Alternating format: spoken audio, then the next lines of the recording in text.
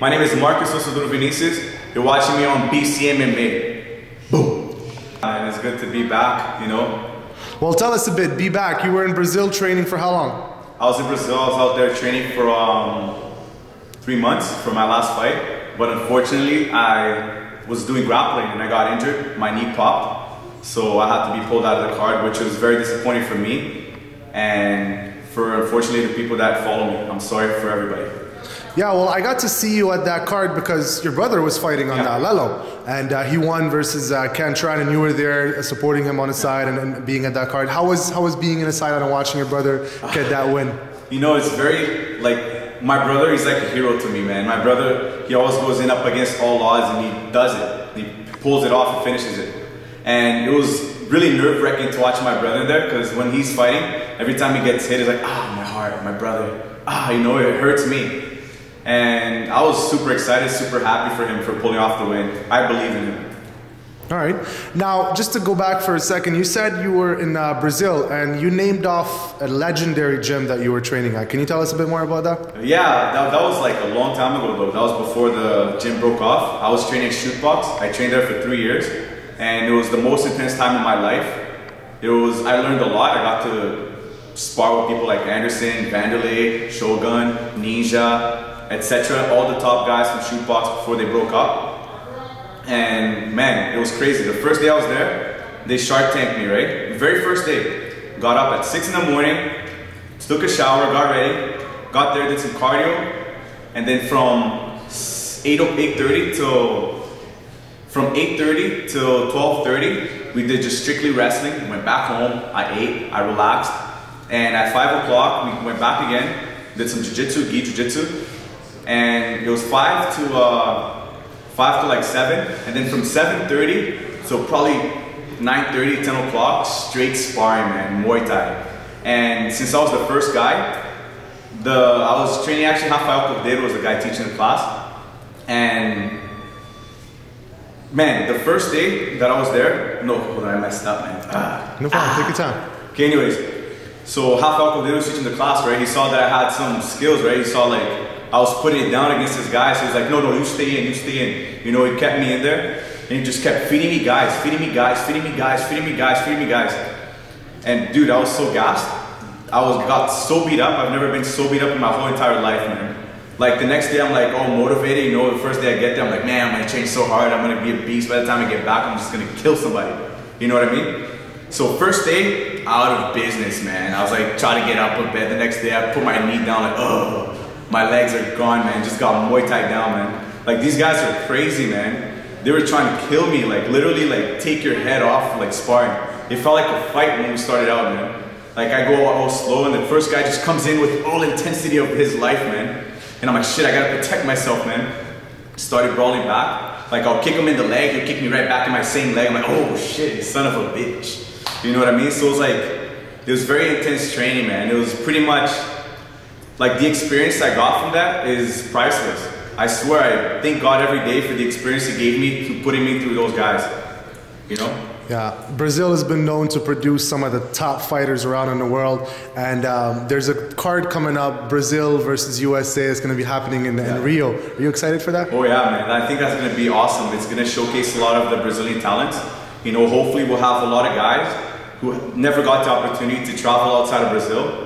Like I swear, in Brazil we have so much talent, it's ridiculous. We have like Anderson Silva's at every gym, you know? It's just that they don't have the proper, like in Brazil, we don't get promoted properly. We don't get fed properly. Fighters don't get treated properly. Like, I went to fight in Brazil, last time I fought in Brazil, it was like one of the biggest events in my city, right? And there was the one locker room for the home guys. They had bags, they had pads, they had like mats. And our locker room for the away guys, the guys from different states and far away, we stayed in the bathroom where all the people would come in to take a piss or just sitting there. Like the floor is full of water, full of everything. I'm like, it's the nastiest thing in the world, man. Wow. You know, these guys are warriors, man. They got a lot of potential.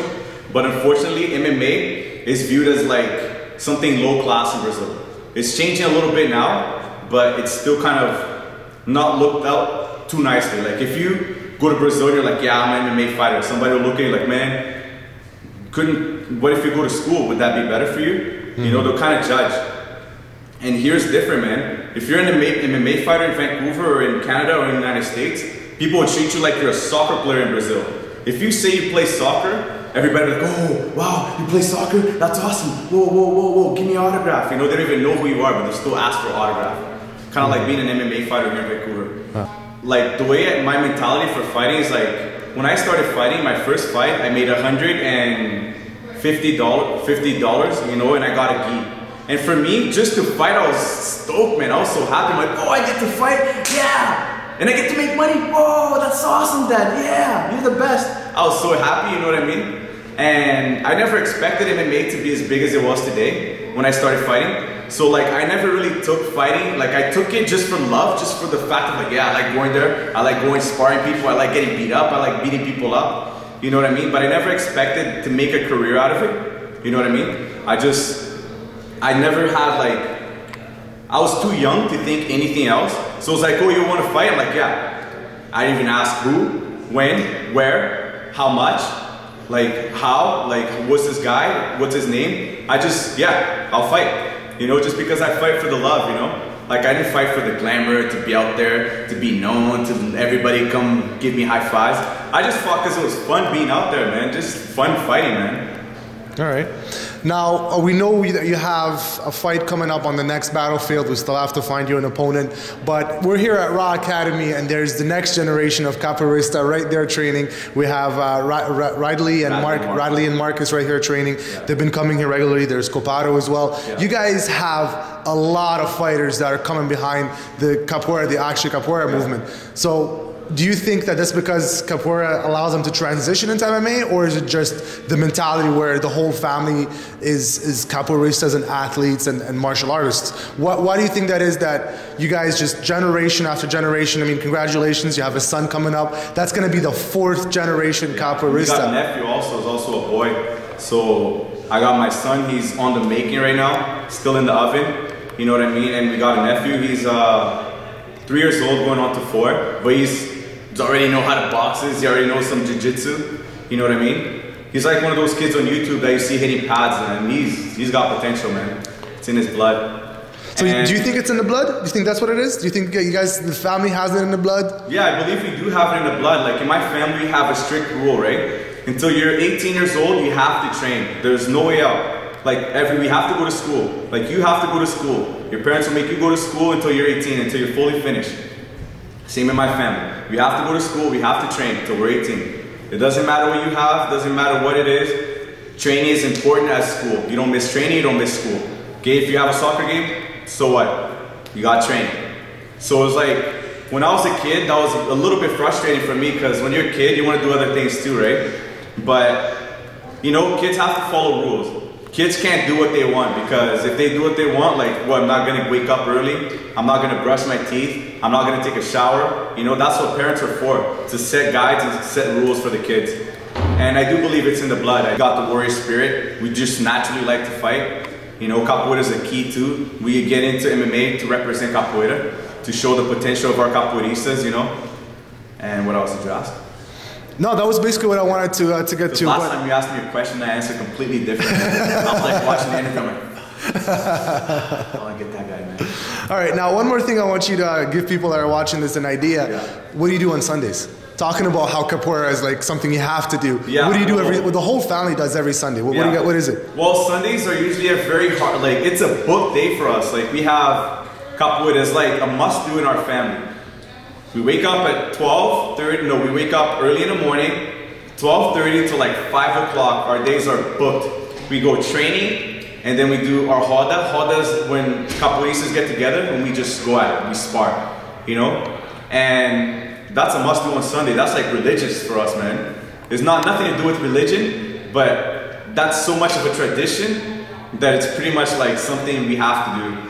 Which is Sunday, man. Our Sunday's booked. Never call me on Sunday, man. I'm busy. Yeah. All right, so where are we at now? 20 years, you guys have been in the lower mainland here in Vancouver. How many locations do you guys have? How many capoeiristas do you estimate there is in the lower mainland?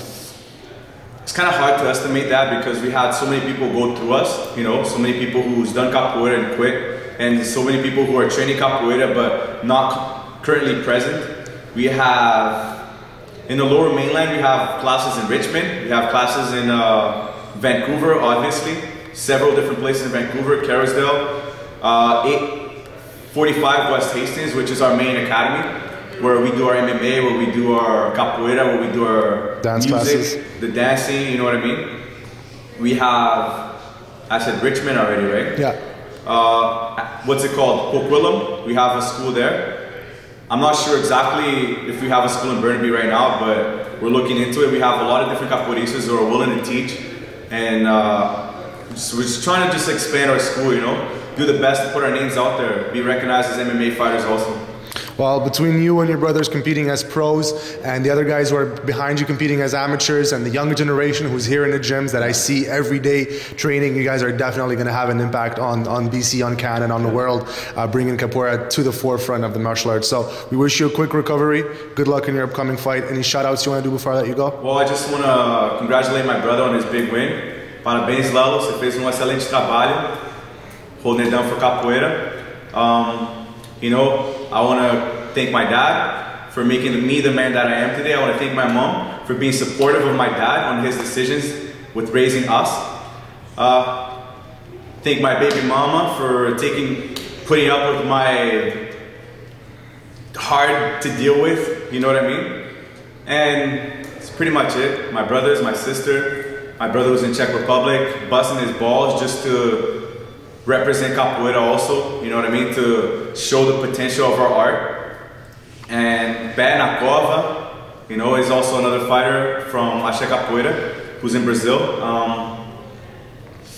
It's pretty much it, and I want to thank God, which is the most important being and person in the world. You know, without God, we'd be nobody. You know, everything that happens to us is all a decision of God. If He blesses me, I'll be able to fight on the 28th. The fight is set. I just haven't got an opponent. I'm training hard, I'm working hard, I'm doing everything in my power, you know. I can only do so much, the rest I leave it on His hands.